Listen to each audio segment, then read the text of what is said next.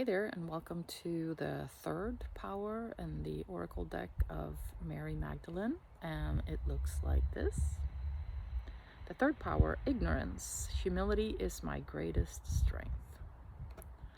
And in here, what's being tried to be conveyed is the fact that we believe with our ego that we somehow have a lead role, and what we desire is very, very important, right? What we fail to recognize is that our ego's desires are changing continuously.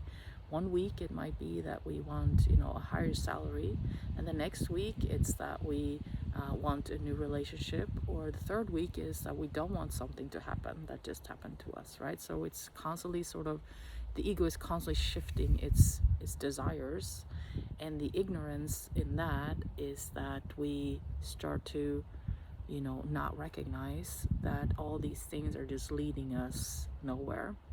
So the way that you can look at it is what your soul desires. Your soul is like the sky that you see behind me, and the ego is like the clouds that are going across the sky, right? So the soul is constant, it's that background drop, and the ego has the desires that are running, in front of that, like the clouds. So I'm going to read from this book because it's so beautiful. Humility is our greatest strength. If we can let the garments of the ego fall, we can see ourselves more fully and recognize what's lasting. And if we have the strength to be humble enough to understand that our ignorance is only human, then we get to experience the way that our forgiveness is also divine.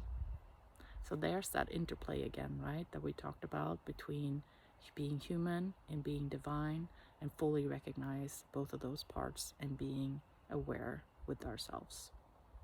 So in this deck, there's also a question that you can meditate on, and this one is quite beautiful. What am I ready to see that's deeper than this egoic desire? What am I ready to see that's deeper than this egoic desire?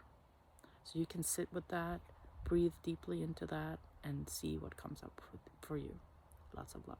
Namaste.